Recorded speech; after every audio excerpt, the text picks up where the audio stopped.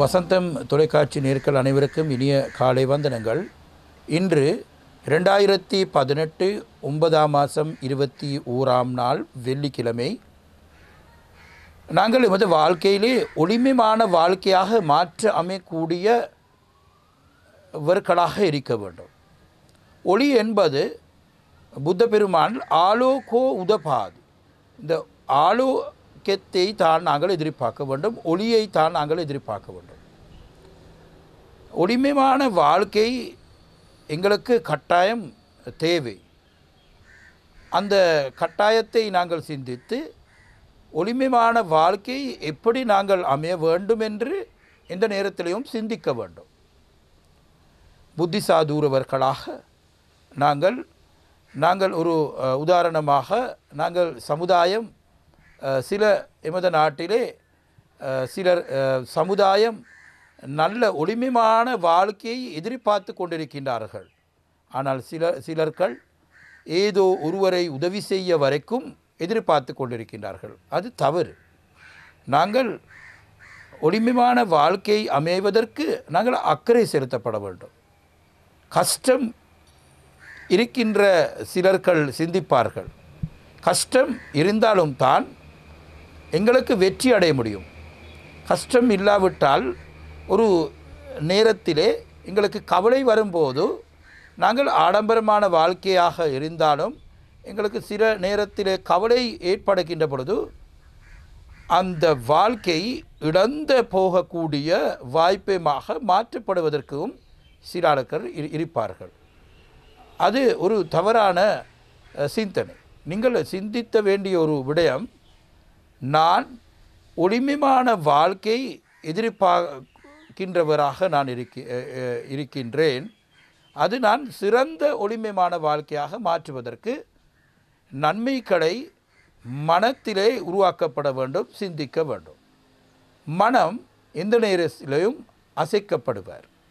அந்த மனம் உதாரணமாக எமது புத்த பகவான் தூரங்கமங் ஏகச்சர, மனம் எந்த நேரத்திலையும் வெகு தூரத்தை செல்லக்கூடிய ஒரு இருக்கிறது.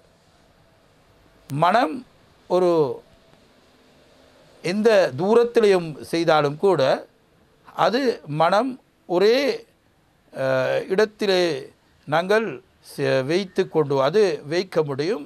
நீங்கள் நன்று சிந்தித்தாலும் கூட, சிந்தித்தால் மனம் ஒரு திருப்தி அடையக்கூடிய மனமாக மாற்ற வேண்டும்.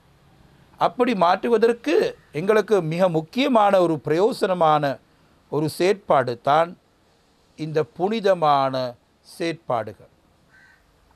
அதுதானே நாங்கள் ஒரு ஆலயங்களுக்கு செய்து கொண்டு அதே போன்று மதஸ்தலங்களுக்கு அதிகமாக சென்று எனக்கு ஒரு நிம்மதியான வாழ்க்கை தர வேண்டும் என்று பிரார்த்தனை ஈடுபடுவார்கள். அந்த பிரார்த்தனை எந்த நேரத்திலையும் நீங்கள் செய்ய வேண்டும். பிரார்த்தனை எப்படியான பிரார்த்தனை நீங்கள் செய்ய வேண்டும்? நல்ல பிரார்த்தனைகள். எனக்கு ஒரு வாழ்க்கை நல்ல வாழ்க்கையாக இருக்க வேண்டும் என்று நீங்கள் பிரார்த்தனையை செய்ய வேண்டும். அப்படி சிந்திக்கின்ற பொழுது தான் உங்களுக்கு நிம்மதி கிடைக்கும், சந்தோஷம் கிடைக்கும், மகிழ்ச்சி கிடைக்கும், ஒரு இலகுவான வாழ்க்கையை மாற்றி அமைய முடியும். இது நன்றாக சிந்திக்க வேண்டும். அன்பார்ந்த புண்ணியவர்களே, சகோதரர்களே, பக்தர்களே, எமது இந்த புத்த பகவானின் போதனை எல்லோருக்கும் ஒரு பொதுவான ஒரு போதனை.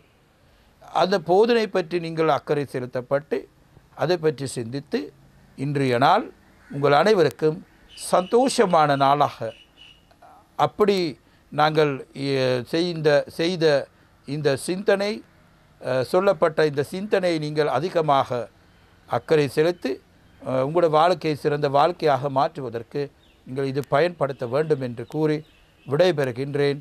நன்றி, வணக்கம்.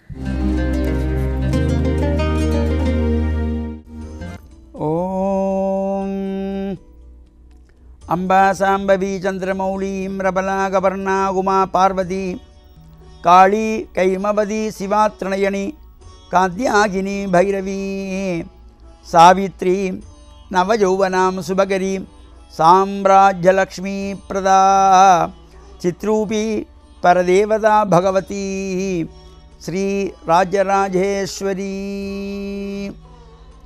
வசந்தம் தொலைக்காட்சி நேயர்கள் அனைவருக்கும் இனிய காலை வணக்கங்கள். இன்று மலர்ந்திருக்கின்ற இன்றைய நாள் நம் எல்லோருக்கும் நல்ல நாளாக அமைய வேண்டும். நாம் எடுக்கின்ற முயற்சிகளெல்லாம் வெற்றி பெற வேண்டும் என்று நாம் இறைவனை பிரார்த்தனை செய்து கொள்ள வேண்டும். அந்த இறை பிரார்த்தனை மூலமாக நமக்கு வாழ்விலே அனைத்தும் வந்து சேரும் என்பது உண்மை. அந்த வகையிலே நாம் இறைவனை வழிபாடு செய்வதற்கு முதலிலே நம்முடைய சமயம் அன்பு நிறைந்த சமயம். இந்த அன்பின் வழியிலே இறைவனை வழிபட்டவர்கள் முன்னோர்கள்.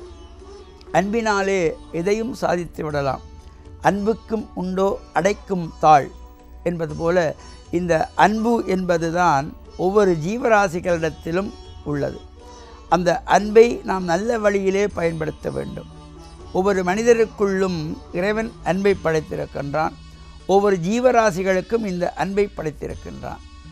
இந்த அன்பின் மூலமாக நாம் இறைவனை காண்பது மிகவும் நமக்கு எளியதான ஒரு வகை. இறைவன் மீது நாம் அன்பு செலுத்துகின்ற பொழுது அந்த இறை அன்பு நமக்கு வந்து சேர்க்கிறது. இந்த அன்பு என்பது பல்வேறு பரிமாணங்களில் நாம் காணுகிறோம். ஒரு தாய் குழந்தை மீது செலுத்துகின்ற அன்பு, ஒரு குழந்தை தாய் மீது செலுத்துகிற அன்பு, ஒரு கணவன் மனைவி மீது செலுத்துகின்ற அன்பு, ஒரு மனைவி கணவன் மீது காட்டுகின்ற அன்பு, ஒரு ஆசிரியர் மாணவன் மீது காட்டுகிற அன்பு, ஒரு மாணவன் ஆசிரியர் மீது காட்டுகின்ற அன்பு, அடியவர்கள் இறைவன் மீது செலுத்துகின்ற அன்பு, இறைவன் அடியவர்கள் மீது காட்டுகின்ற அன்பு என்று இந்த அன்பை நாம் பல்வேறு பரிமாணங்களிலே காணுகிறோம்.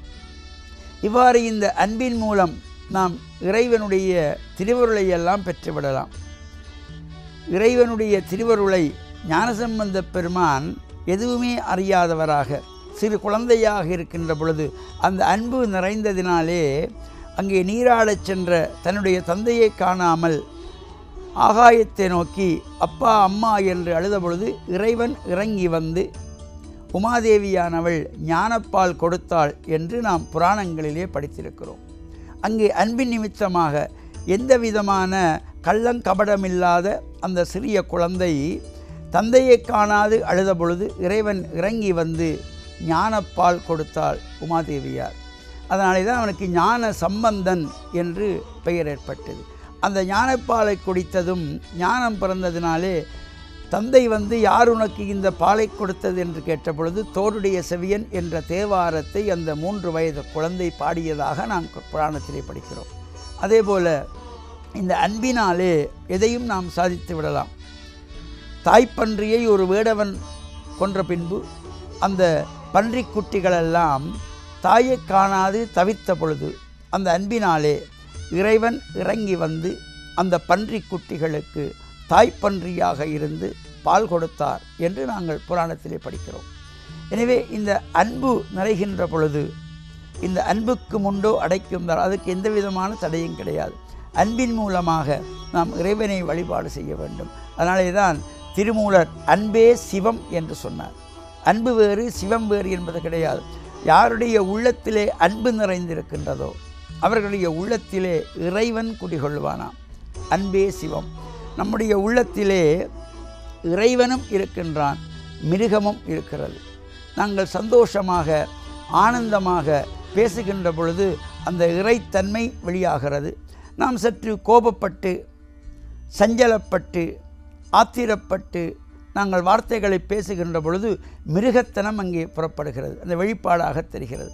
எனவே நாம் இந்த அன்பு நிறைந்த உள்ளத்திலே அன்பின் மூலமாக நாம் எதையும் சாதித்து விடலாம். அந்த மிருகத்தனம் வெளிப்படாமல் நாங்கள் இனிய வார்த்தைகளை பேசுகின்ற பொழுதும் கனிவாக பேசுகின்ற பொழுதும் இறைவன் மீது அன்பு செலுத்துகின்ற பொழுதும் அந்த அன்பே சிவமாக அமர்ந்து இருக்கின்ற இறைவனை நாங்கள் அன்பின் வழிபாட்டின் மூலமாக இறைவனை வழிபட்டு இறைவனுடைய பரிபூர்ணமான திருவருளையெல்லாம் பெற்று மண்ணில் நல்ல வண்ணம் வாழ வசந்தம் தொலைக்காட்சி நேயர்கள் அனைவருக்கும் சர்வதேச இந்து மத குருபீடத்தின் சார்பில் நல்லாசிகளை கூறிக்கொள்வதில் மனமகிழ்வு கொள்கிறோம். சர்வே ஜனாஹா சுகினோ பவந்து. சமஸ்தசன் மங்களானி சந்து. சுபம். பிஸ்மில்லாஹிர் ரஹ்மானிர் ரஹீம். அல்ஹம்துலில்லாஹி ரப்பில் ஆலமீன்.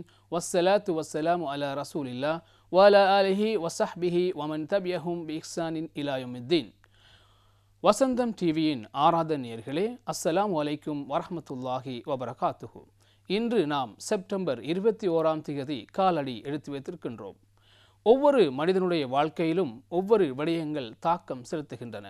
அந்த வகையில் சில மனிதர்களது விடயங்களில் நட்பு என்பது அதிகமாகவே தாக்கம் செலுத்துகின்றது. உண்மையில் நாங்கள் நட்பு கொள்வது, நல்ல நண்பர்களோடு நட்பு கொள்கின்ற பொழுது அது எம்மை ஒரு நல்ல வாழ்வுக்கு இட்டு செல்லும். அதே போன்று நாம் ஒரு தீய நண்பர்களோடு நட்பு கொள்கின்ற பொழுது அது எம்மை ஒரு தீய செயலுக்கு இட்டு செல்லும். உண்மையில் நாம் நல்ல நண்பர்களோடு நட்பாக இருக்கின்றதும் தீய நண்பர்களோடு நட்பாக இருக்கின்றதும் வித்தியாசமான விடயமாகும். அல்லாஹு தாலா அல் குர்ஆனிலே குறிப்பிடுகின்ற பொழுது, யார் அல்லாஹ்வை பயந்து அல்லாஹ்வுக்கு அஞ்சி நடக்கின்ற அந்த மனிதர்களோடு நட்பாக இருக்கின்றார்களோ அவர்களை தவிர அனைவரும் நரகத்தில் தண்டிக்கப்படுவார்கள் என்று அல்லாஹு தாலா குறிப்பிடுகின்றான். எனவே நாங்கள் நட்பு கொள்கின்ற பொழுது சிறந்த நண்பர்களோடு நட்பாக இருக்க வேண்டும். உண்மையில் அல்லாஹ்வுடைய தூதர் ஸல்லல்லாஹு அலைஹி வஸல்லம் அவர்கள் குறிப்பிட்டுள்ளார்கள், ஒரு நல்ல நண்பன் ஒரு கஸ்தூரி வியாபாரியை போன்றவன். அவன் அந்த கஸ்தூரி மனத்தை அந்த நண்பர்களிடத்தில் தடவி விடுவான், அல்லது அந்த மனத்தை அவனுக்கு கொடுப்பான், அல்லது குறைந்தபட்சம் அந்த மனத்தை அந்த நண்பன் நுகர்ந்து கொள்வான். ஒரு தீய நண்பன் எவ்வாறென்றால் ஒரு கொல்லனை போன்றவன். எப்பொழுதும் அந்த கொல்லனிடத்திலிருந்து வெளியிடப்படுகின்ற அந்த புகையும் அந்த நெருப்பு மூட்டமும் அந்த மனிதன் பக்கத்திலே இருக்கின்ற அந்த மனிதனை காயப்படுத்திவிடும், அல்லது அவனுடைய முகத்திலே கரியை பூசிவிடும். எனவே அன்புக்குரியவர்களே, நாங்கள் நல்ல மனிதர்களோடு நட்பு கொள்கின்ற பொழுது அது எம்மை நல்ல விடயத்துக்கு இட்டு செல்லும். அல்லாஹு தாலாவுடைய தூதர் ஸல்லல்லாஹு அலைஹி வஸல்லம் அவர்கள் சிறந்த தோழர்களோடு நட்பு கொண்டிருந்தார்கள். அல்லாஹு தாலாவுடைய தூதர் ஸல்லல்லாஹு அலைஹி வஸல்லம் அவருடைய தோழர்கள் அவர்கள் தங்களுக்கிடையில் நல்ல விடயங்களை ஏற்றி வைப்பார்கள். அவர்கள் எப்போதும் சொல்வார்கள், வாருங்கள் எங்களுடைய ஈமானை புதுப்பித்துக் கொள்வோம், வாருங்கள் எங்களுடைய ஈமானை அதிகரித்துக் கொள்வோம் என்று தங்களுக்கிடையில் அறிவுரை கூறிக்கொள்வார்கள். எனவே ஒரு நல்ல நண்பன் நிச்சயமாக எங்களை சுவர்க்கத்துக்கு கூட்டிச் செல்வான். அதே போன்று ஒரு தீய நண்பன் எங்களை நிச்சயமாக நரகத்துக்கே கூட்டிச் செல்வான். நாங்கள் இஸ்லாம் எங்களுக்கு காட்டித் தருகின்ற சில வழிமுறைகள் இருக்கின்றது.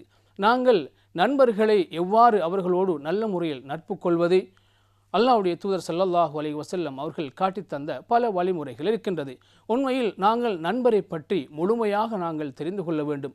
அவருடைய பெயர், அவருடைய தந்தையின் பெயர், அவர் பற்றிய முழு விபரத்தையும் நாங்கள் தெரிந்து கொள்ள வேண்டும். அதே போன்று அவருக்கு நாங்கள் அதிகமான அன்பளிப்புகளை கொடுக்க வேண்டும். நாங்கள் அவர்களோடு சந்திக்கின்ற பொழுது கைலாக செய்து முஆனக்கா செய்து சிறந்த முறையில் அவர்களை நாங்கள் புன்னகைப்போடு சந்திக்க வேண்டும். நல்ல நண்பர்களோடு நாங்கள் சேர்ந்து வாழ்கின்ற பொழுது இந்த உலகத்தில் சிறந்த வாழ்வை நாங்கள் பெற்றுக்கொள்வதோடு மறு உலகிலும் நல்ல வாழ்வு எங்களுக்கு கிடைக்கும் என கூறி விடைபெறுகின்றேன். வஸ்ஸலாமு அலைக்கும் வரஹ்மத்துல்லாஹி வபரகாத்துஹு. கிறிஸ்துக்குள் பிரியமானவர்களே, புதியதொரு நாளுக்குள்ளாக வந்திருக்கிறோம். இந்த நாளிலும் கூட ஆண்டவர் உங்கள் ஒவ்வொருவரையும் நிறைவாக ஆசீர்வதிப்பாராக. இன்று செப்டம்பர் மாதம் 21ஆம் தேதியில் கால் பதித்திருக்கின்றோம். இன்று திருச்சபை புனித மத்தேயு திருத்தூருடைய பெருவிழாவை கொண்டாடி கொண்டிருக்கிறது. இந்த நேரத்திலே ஆண்டவர் ஒரு அழகான ஒரு விடயத்தை எங்களோடு பகிர்ந்து கொள்கின்றார். எபேசியர் திருமுகத்திலே பவுல் சொல்கின்ற காரியம் பாருங்கள். சகோதர சகோதரிகளே, ஆண்டவரை பொருட்டு கைதியாக இருக்கும் நான் உங்களை கெஞ்சி கேட்கின்றேன், நீங்கள் பெற்றுக்கொண்ட அழைப்புக்கேற்ப வாழ்க்கையை நடத்துங்கள், பெற்றுக்கொண்ட அழைப்புக்கேற்ப வாழ்க்கை நடத்துங்கள் என்று. எனக்கு அருமையானவங்களே, சமுதாயத்திலே இதுதான் நடைபெறாமல் இருக்கிற ஒரு பெரிய காரியம். அதாவது நாங்கள் யாரை எடுத்தாலும், சமுதாயத்தில் யாரை எடுத்து பார்த்தாலும் பெற்றுக்கொண்ட அழைப்புக்கேற்ப வாழ்க்கை நடத்துவதில்லை. நாங்கள் நிறைய பேர் எல்லோரும் எந்த விடயத்தில் இருந்தாலும் எந்த தொழில் செய்தாலும் நாங்கள் ஒரு அழைத்தலை பெற்றுக்கொண்டிருக்கின்றோம். நீங்கள் ஒரு கணவனான ஒரு அழைத்தலை பெற்றிருக்கின்றீர்கள், தந்தை என்ற அழைத்தலை பெற்றிருக்கின்றீர்கள், தாய் என்ற அழைத்தலை பெற்றிருக்கின்றீர்கள், மனைவி என்ற அழைத்தலை பெற்றிருக்கின்றீர்கள். பெற்றுக்கொண்ட அழைப்புக்கேற்ப வாழ்க்கை நடத்துகின்றோமா? ஆண்டவர் உங்கள் கையில் உங்களுடைய மனைவியை கொடுத்தது எதற்காக? அவர் சிறந்தவற்றை தான் கொடுப்பார். நாங்கள் தொடக்க நூலில் பார்க்கின்றோம், ஆண்டவர் நல்லதென கண்டார், நல்லதென்னு அவர் காண்பதைத்தான் எங்களிடத்திலே கொடுப்பார். ஆக உங்களுக்கு கொடுத்த அந்த மனைவி உங்களுடைய பொக்கிஷம். நீங்கள் ஒரு கணவனாக அழைக்கப்பட்டிருக்கின்றீர்கள், அழைப்புக்கு ஏற்ற வாழ்க்கை நடத்துகின்றீர்களா?